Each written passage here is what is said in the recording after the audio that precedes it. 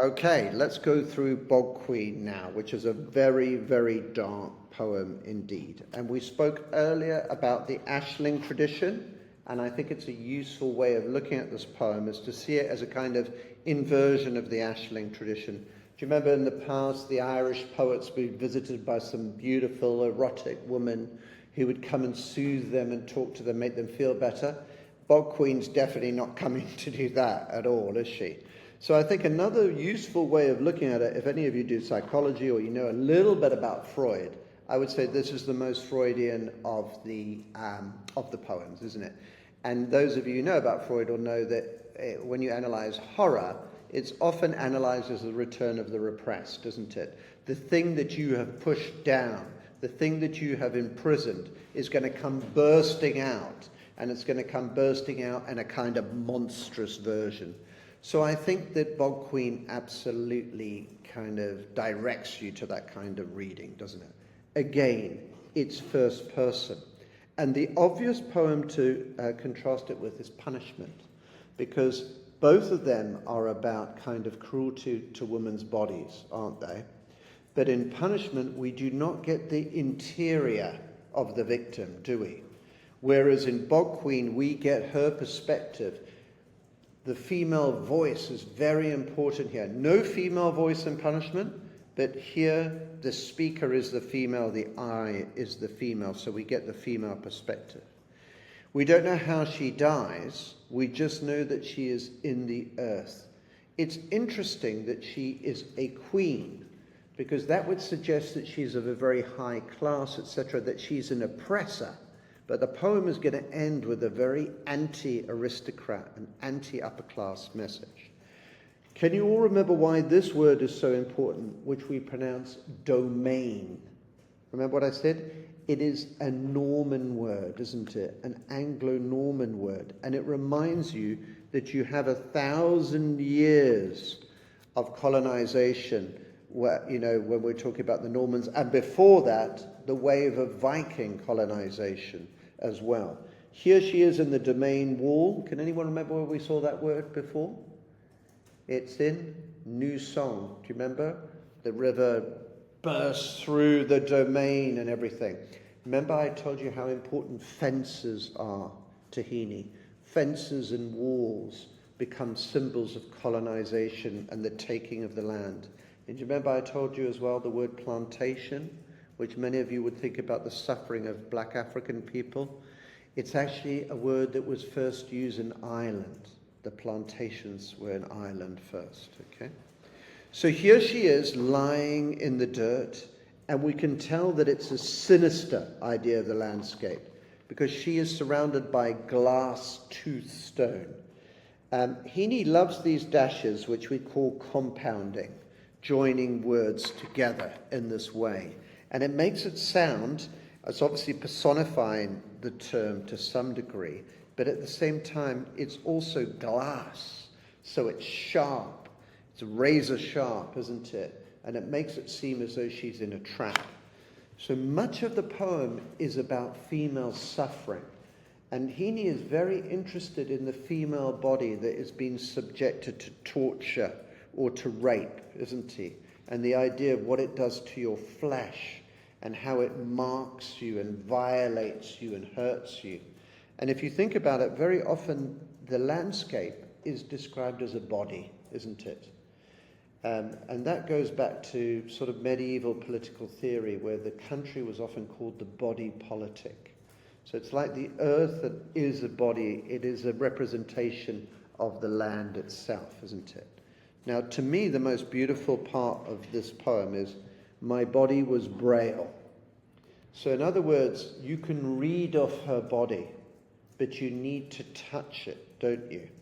And it's kind of quite, we've got the word creepy here. This is all quite creepy, and it's meant to be. Because it's as though she's been kind of sexually assaulted. But not so much a rape. It's more like a kind of casual groping thing going on, isn't it? My body was braille for the creeping influences. Dawn suns groped over my head. That verb is really weird. You would never normally think of the sun as like a kind of pervert, would you? But here it's like she's been prodded and her privacy has been invaded and her body has been touched, isn't it? Yeah? And why I think it's so beautiful is because Braille is meant to be read, isn't it, with fingers? But later, look at this. One of the things that invades her, penetrates her, is illiterate roots. Yeah? Why would he call them illiterate? Well, it extends the metaphor from Braille, doesn't it? Braille you should be able to read, but are the roots reading her? No. And it's about the kind of objectification of woman. Her subjectivity, her psychology, reading her is not happening. What's happening? Touching her, penetrating her. So again, I'm feeling the connections here to active union in a big way. And then you'll see this continues where you've got these hard fricatives, fabrics, skins. So you've got the sibilant plus the K there, makes a very hard consonant sound. The word seeps is a really nasty sibilant, isn't it? Yeah? Digested me. That's interesting. Like she's been eaten and digested. Some of you will remember that in the Tollen man, the earth is female. Do you remember? And it actually digests. The dark juices of the predatory female earth digest the man, don't they, in Tollen man? But here, the woman is being digested. So it's interesting the way that Heaney patterns the earth differently in terms of gender in these two different ways, yeah? And then it says here, the illiterate roots pondered and died in the cavings of the stomach and socket. So it's like she's been penetrated, isn't it? But it doesn't give form to life, does it? It in fact just dies. Now, what I should have mentioned is look how long the ejamon is. Ejamon between lines, between stanzas. It gives a sense of this long, prolonged kind of assault. She's never been left alone, is she? And then we've got this interesting gerund here. I lay waiting on the gravel bottom. That's kind of interesting. There's a kind of patience there, isn't it? My brain darkening. Well, that's really nice, isn't it? What a beautiful metaphor that is, yeah? Because when you darken, obviously, literally, it's getting darker. But when your thoughts darken, what's happening to you? You are stewing. And when you think about how does the patterns of metaphors work here, things are fermenting, they're stewing. She's getting darker, isn't she? Do you see how the Freudianism comes? The Freudian idea is when you try and bury and repress things, they fester, don't they? And then they break out like giant boils or spots. What a lovely metaphor that is, yeah? And also then we get this kind of imagery of birth and fertilization that runs throughout. She says her brain is a jar of spawn, which is a really kind of nasty. If you actually think about what spawn looks like when you think of a brain, you can see how that works, can't you? On a kind of visual metaphor way. But it also just makes her seem very sinister, and it makes you realizing that something is germinating. Usually when we use words like fertilization, gestation,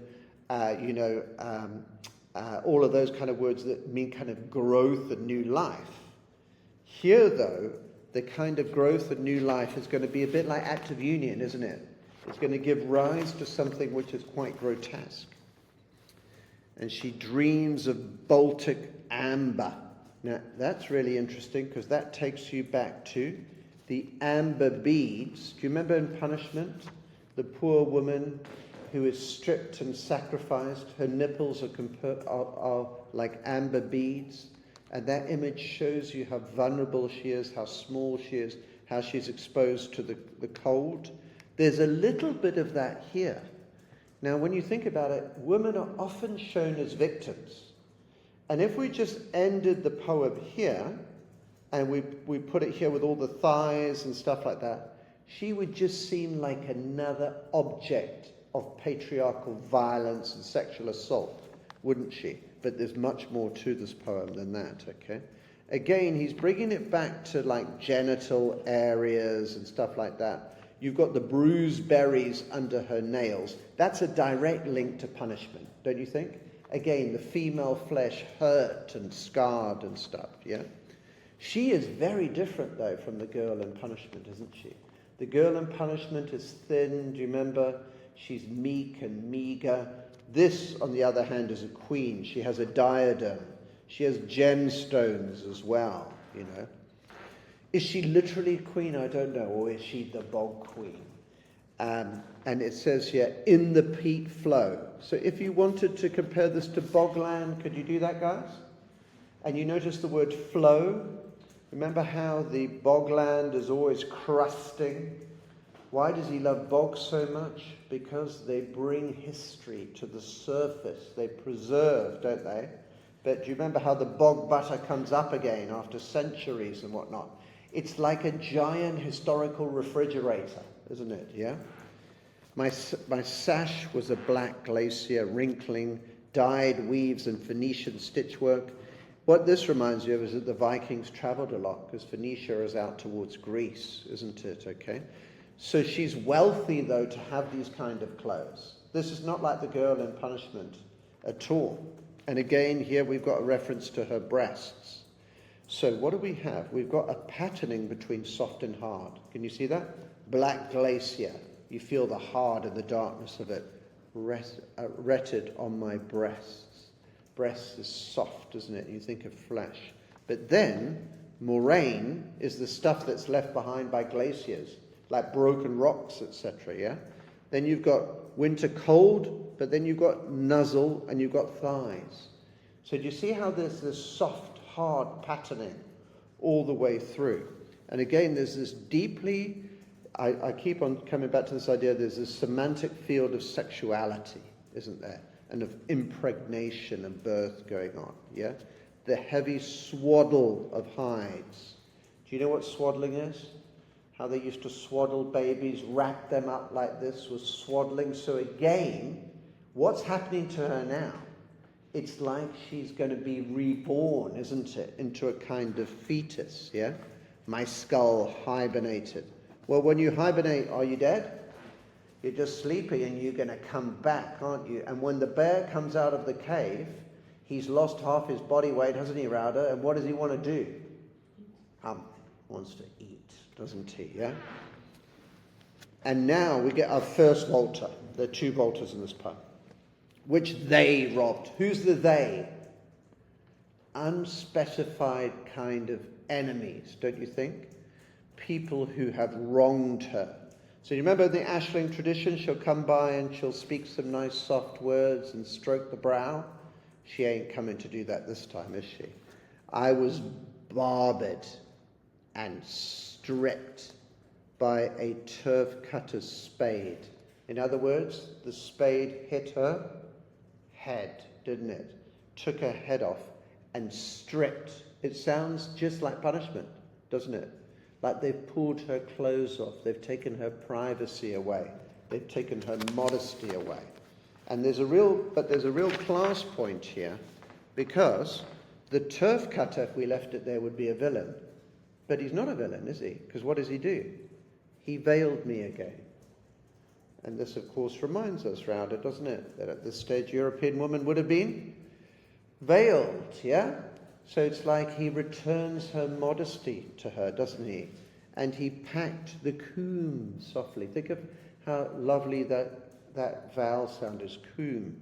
Don't forget, if you don't have terms, you don't need to talk about it. You can just talk about the oo sound and what it does to the sound, because tone is so important in the meaning of poems, isn't it? Yeah? Between the stone jams at my head and my feet. So he lays her back to rest. And who is he? He is only a turf cutter. He works with the land. So he's not the villain. In fact, who is the villain? And here's our next Volta. Are we ready? Because that line there is end-stopped, as you can see. Till. And notice how the meter changes to trochee. I am, which is what most English poetry is, soft-hard, isn't it? But here we begin with hard. If she'd said until, it would be iambic, wouldn't it? But instead, he uses till, till a peer's wife bribed him. So who's the villain? The peer's wife. Why do you think the peer would be, the wife would be the villain? Well, the peers were the people who controlled all the land, and that meant the British. So embedded in this poem is a little colonial message. Who are the real villains who do not respect the sleep of the dead? They are the colonizers, aren't they? And what do? They get the turf cutter to give her a plate of my hair. They are like trophy hunters, aren't they? Do you ever see those scumbags who shoot elephants and stuff like that and then stand next to them, scum that they are? This is what the peer's wife is like, isn't she? She's just asked for a piece of her hair. Why would she do that? Because it's a curiosity. She's been treated. We were talking about those horrible trophy hunters, and I said, the plate of my hair. This is the ultimate thing, isn't it? That she has her hair cut off as a kind of trophy. But what does the poet do? What does Heaney do? He says, a slimy birth cord of a bog. Why would it be that that plate of her hair was the umbilical cord? Why do you guys think?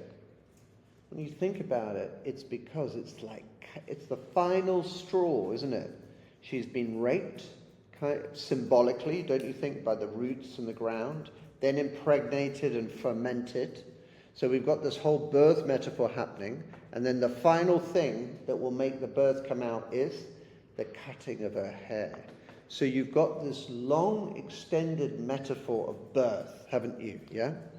And out she comes. And notice this time you've got a jamon between the stanzas, yeah? Had been cut, and I rose. So there's not a volta in the true sense of the word, because it's a jamon. But there's a change in tone, isn't there? And this is what we want from most of you girls as you become more resistant and more feminist, yeah? You rise up to resist, don't you?